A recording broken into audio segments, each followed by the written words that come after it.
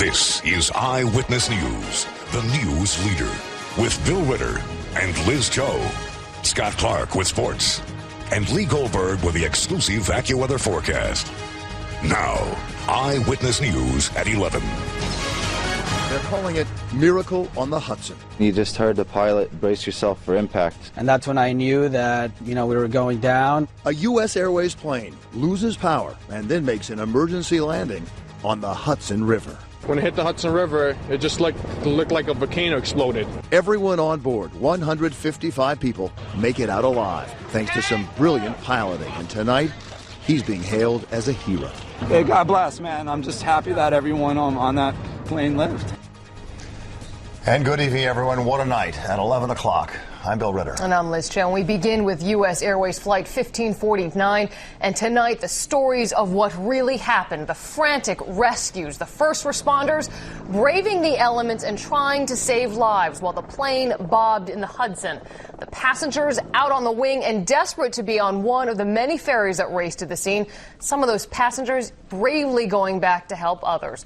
And the plane tonight still in the Hudson River, but now tethered in Battery Park City. Did a flock of birds bring it down? And how did the hero pilot manage to avoid buildings and glide his powerless jet in for an emergency landing? We have several reports tonight. We begin our coverage with Eyewitness News reporter Jeff Begades in Battery Park City, where NTSB investigators are examining the plane. Jeff. Yeah, Liz, NTSB investigators have arrived on the scene, part of a 20-member team that will literally begin the process of piecing together what went wrong. Firefighters peered down on U.S. Airways Flight 1549. The plane was still in the frigid Hudson River, more than 6 hours after it first hit the water. This is video capturing the plane floating in the water shortly after impact. A ferry was first to the rescue. At that point, all 155 people are still on board, waiting for help with the plane filling with water. You just never prepare for something like this, and just happy to be standing here, I guess, with all these people looking to ask questions. According to FAA officials, the plane took off from LaGuardia Airport at about 3:03 p.m. Destination, Charlotte. Problems began in the air. The union that represents air traffic controllers says less than a minute into the flight, the pilot reported a double bird strike and said he needed to turn back. Soon after that, the plane splashed into the water off Manhattan's west side. When it hit the Hudson River, it just looked like a volcano exploded. Within minutes, several ferry boats arrived, as well as rescue crews. Eventually, passengers made their way onto the wing and then to boats. Moments later, land. Some of the passengers were soaking wet in the bitter cold, but also thankful to be alive. It would appear that the pilot did a masterful job of landing the plane in the river and then making sure that everybody got out. What you're looking at is one of the plane's wings still intact, thanks in part the pilot's flying skills. The pilot has been identified as 58-year-old Chelsea Sullenberger. He will no doubt face NTSB questioning. We're live in Battery Park City. Jeff Begades, Channel 7 Eyewitness News. Jeff, thank you. And late tonight, we learned the pilot of Flight 1549 was originally given clearance for an emergency landing at Teterboro Airport in New Jersey. According to a spokesperson for the air traffic controllers, the pilot reported bird strikes about 30 to 45 seconds after takeoff. The controller asked him to return to LaGuardia, but the pilot noticed an airstrip below him, which was Teterboro. He was granted permission to land there, but that was the last radio contact before he ditched in the Hudson. According to controllers, there were no maydays or emergency distress calls during the entire episode, and it is still unclear why the pilot did not try to land at Teterboro. So many remarkable stories you're going to hear tonight, stories of people quickly thinking of others. We're going to begin with one of the passengers on board. It was a baby and its mother protecting and holding on to her infant. You can just imagine. Eyewitness News reporter Anthony Johnson in North Bergen with the story of the man who pulled mother and child out of that plane. Anthony? Well, Bill, he was actually the last person to leave the plane. He was the last survivor. He says he was at the right place at the right time. He saw that mother. She was standing there holding her baby in her arms. was controlled chaos. Dave Sanderson says when the plane came down in the water, panic set in. People started running over the seats. People started running up the aisle. No one was grabbing their seats like you're supposed to because you're in the water. Some passengers grabbed their luggage while Dave was helping people get out, including a woman who apparently did not know what to do while standing in the sinking plane with her baby. She was behind me. Another guy, he gets all the credit too, picked her up and we put her on a wing. And the people on the lifeboat kept saying, "Pass us throw us the baby, throw us the baby." And she wouldn't do it. They're doing great. And the baby, you would never know, had gone through any kind of ordeal. Dave says that old adage, women and children first, was not the reality on the plane. I didn't see any pushing. What I did see people was climbing over the seats instead of going down the aisle, which made it challenging. Dave Sanderson says the only person who remained calm was the pilot, who never seemed to lose control. He's the one who made the right call. He made it, and he handled it with grace when he said "brace for impact." It wasn't yelling or anything. "Brace for impact." And for me, that was a command. It wasn't excitement. It was like a command. Okay, you do it.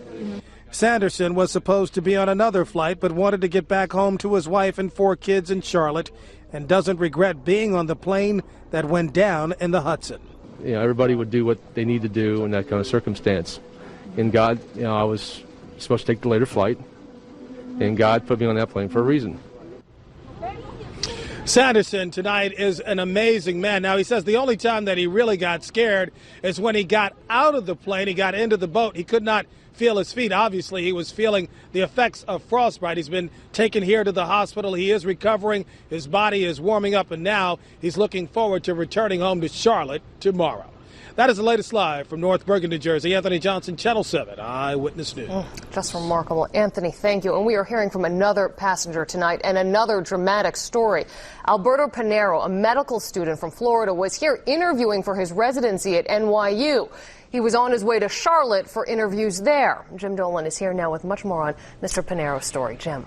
Well, Liz, Alberto Pinero was tired. He just wanted to take a little nap. He's trying to doze off just after takeoff when he was suddenly jolted back to reality. A deafening explosion, a head-whipping U-turn, and the heart-stopping words from the pilot. Brace for impact. I thought, I guess I guess this is it. I guess I'm going to die. Albert Pinero heard an explosion and felt the plane make a sharp U-turn. They were 3,000 feet in the air, going 170 miles an hour, and they were sure they were all about to die. And we just started getting lower and lower, and next thing you know, he gets on the intercom and goes, "Embrace for impact."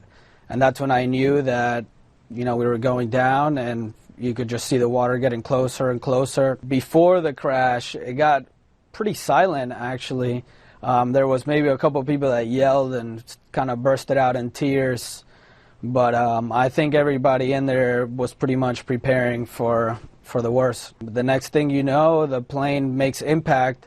After the first hit, I was expecting something to come hit me or some sort of explosion, something to just kill me. And when that didn't happen, it was a big relief. Pinero saw the emergency exits open and walked out onto the wing of the plane he had just crashed in. Moments later, he was in a raft. And once I got on the raft, I said, okay, unless something else goes wrong. Nothing else went wrong. Pinero said later that it's hard to imagine a plane crash could bring so much joy to so many people. But knowing he survived, he said, made him more eager than ever to see what else, what opportunities, what adventures life has to offer him, now that he has a nice, long life ahead. Bill? And I'm sure he'll take advantage of it now. Jim, thank you. So what would you do? What would you do if you were in that plane? None of us really knows for sure until it happens. Do you swim? Do you climb on the wing and wait to be rescued? And if you do swim, do you keep your clothes on or swim without in 42-degree water?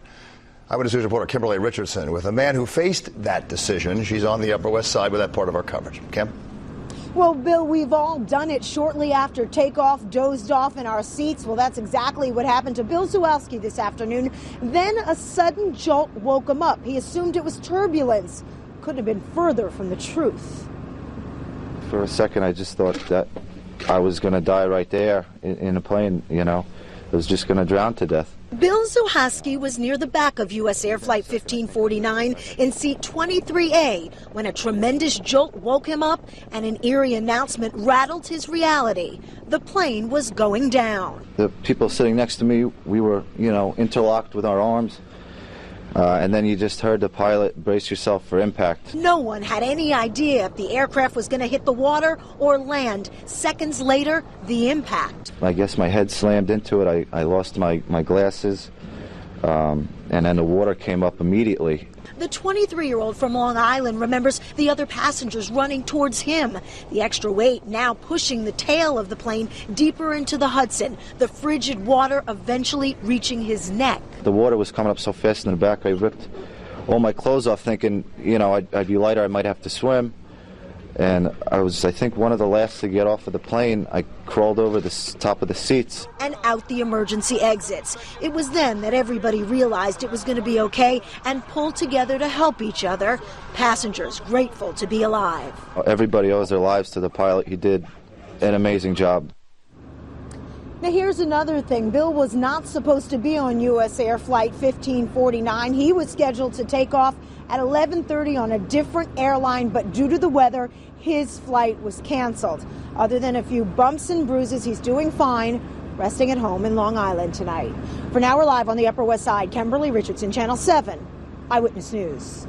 Kimberly, thank you. The response by rescuers, simply astounding, both for its speed and its efficiency. Now, we expect that from police and fire first responders, but also participating, as they did on 9/11, the folks who operate the ferries that do business on the Hudson. Eyewitness News reporter Sarah Wallace with the story of the rescuers. She's on the west side as well. Sarah?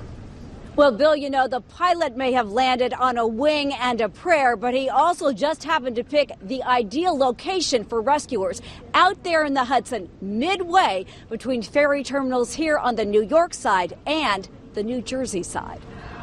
They were wet, they were scared, crying, a few people injured.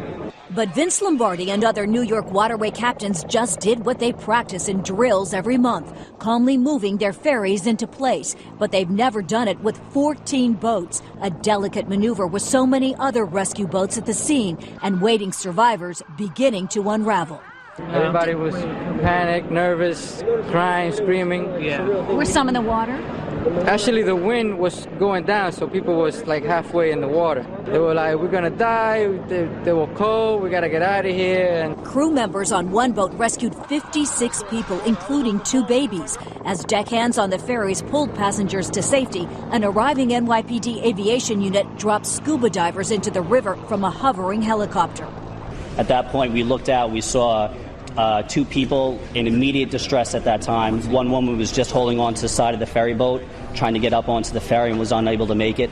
At that point, I dumped all my equipment off and went in just surface gear, which would be a mask and a snorkel. She was very frantic at the time.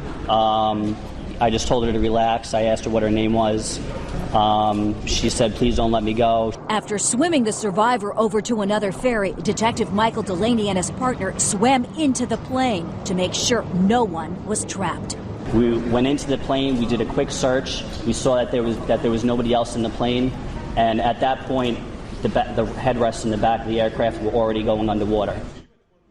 The headrests already going underwater. Delaney says at that point he decided that he and his partner needed to get out, so they did, but not before checking the aircraft again to make sure that no one else was trapped. As the governor told us today, it was a spectacular day for New York. It could have been a dismal day. It wasn't, especially for first responders. Live from the West Side, Sarah Wallace, Channel 7 Eyewitness News. It certainly was, and it certainly was for the pilot of the plane. So who exactly is he? His name is Chesley B. Sullenberger III, or Sully for short. His bio says he has 40-plus years in the aviation industry. He's been a pilot with U.S. Airways since 1980, and before that, he was an F-4 pilot for the U.S. Air Force. Tonight, he will be interviewed by the NTSB investigators about what happened in the moments leading up to today's crash landing, or emergency landing, we should say. But there is no doubt so many are crediting him with saving those on board. So exactly how difficult is it to do what Captain Sullenberger did tonight? We are joined now by Nigel Mall, an aviation expert. Mr. Mall, thank you for coming in this evening. So how difficult is it to pull off a ditching maneuver like this? It's tough. It's a supreme test of airmanship. And I think it's fair to say that Captain Sullenberger did it absolutely right. He glided his way in. Now, he's trained like this, we're told, in the Air Force Academy. But there are all sorts of bad ways to glide into the water, right? We've seen it in the past. We have indeed. Back in '96, the Ethiopian 767, which was hijacked, and that's a ditching that didn't go right. It did not land level. The wing dug in, and it cartwheeled. That's how close the difference is between doing it right and doing it wrong. This is the file video of that hijacked plane, and you're talking about a margin of error of a very small percent there when you're bringing that in. This is a big aircraft with no power. No power. And this guy's gliding it in. We've heard so much about a ditching switch. Was that what was on board, and did that help keep the plane afloat? Apparently so. The Airbus has a ditch switch, which is in the overhead panel, and by pushing just that one switch, it closes pressurization outflow valves, and in fact any valve below the float line to stop any water coming in. Well, he did a remarkable job, as you were saying earlier, across the internet, around the world. Pilots are talking about this. Yep. Nigel Mall, we appreciate you coming in tonight. Thanks very much. So much. Please here now with a check of the weather. And Lee, you were telling us that we were really fortunate the timing of this emergency landing today. Hey, you think about it, the snow ends around lunchtime, and we're expecting an Arctic front to come through in the afternoon. That typically is going to kick up the winds.